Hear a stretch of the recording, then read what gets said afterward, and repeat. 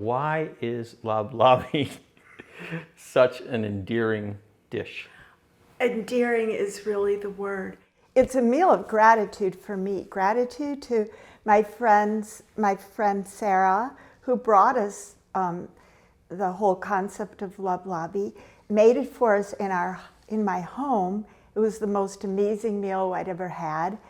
And also gratitude for the producers of the foods, the foods that we use in lablabi.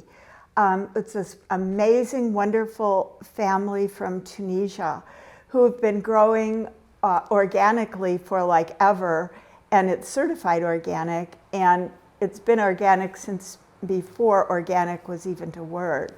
So we're just really grateful to the people and to the culture of Tunisia. You know, it's street food in Tunisia. Have you ever been to Tunisia? I haven't. I'd love to. And the major component of the dish is chickpeas, right? The major component is chickpeas. There are lablabi stands and stalls all over Tunisia. It's like a street food. It's a comfort food. They take huge, huge pots and chickpeas with garlic to flavor the water. It just kind of delicately perfumes the water. Chickpeas, a lot of water. And it makes this incredibly flavorful broth. That's all that's in it. Because you're cooking the chickpeas for hours and hours and hours, right? Until they're totally tender. You cook them for hours. They take a bowl, and into the bowl, you tear some bread or cut some bread, usually day-old bread from the bakery. And then they ladle in these steaming chickpeas with this flavorful broth. And it's just this amazing dish that they serve in Tunisia, which is not a cold country. It's a very warm country. But this nice warm food in the warm country, it's just like part of it. And then on top of the chickpeas comes the toppings or condiments. And such as olives. This is one type of olive. This is a Meski olive that's produced by the Mahjoub family. Before you put the actual toppings in, there's this thing called harissa, which is a paste of these fabulous peppers and sun-dried tomatoes. And it's this. So you have this harissa, and you just put a little bit and you whisk it into the broth. Whisk it, and it kind of gives a heat and a flavor to the broth. And then on top of that, always, there are some toppings. And the preserved lemons are a big one. We chop the preserved lemons really fine.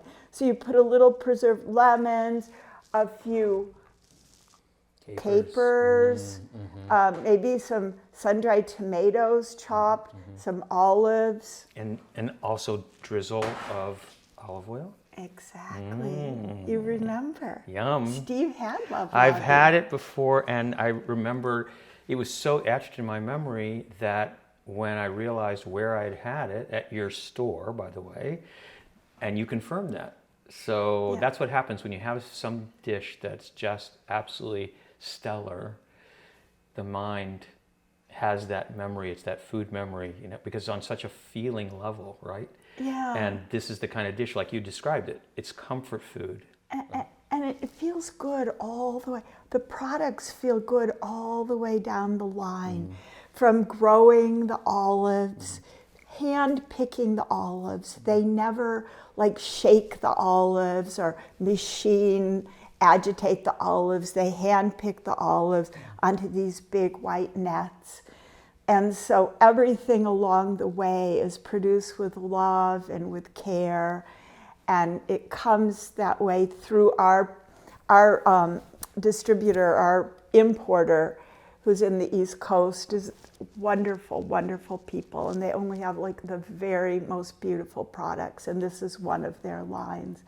So all the way down the line, it's just really nice. Really nice, but let's definitely, well, delicious is a key word, but let's not forget the last element of the process that we're going to be talking about, and that is that all of this love and care and dedication and tradition that went into the products now comes through you, who is going to be cooking this food, and all of your love is going to go into it too.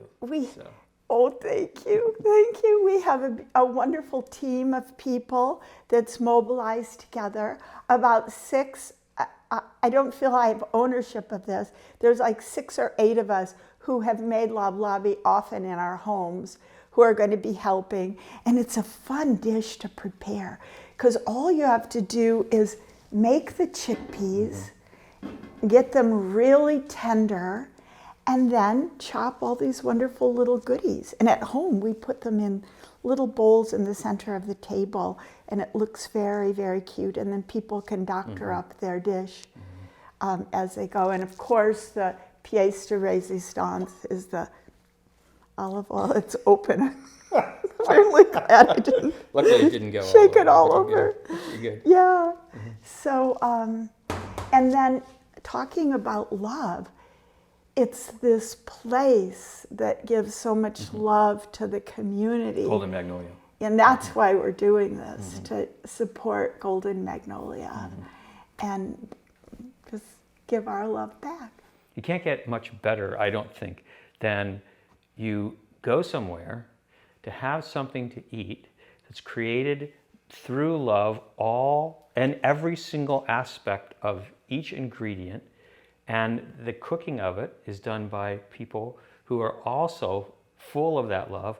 And the proceeds, the benefits, go not only to the people who are eating it, but to the place that you're looking to support with the ticket. So there you go, Golden Magnolia, who is just the shining star of Community Kitchen in Fairfield. So we have a community kitchen. yeah, it's great.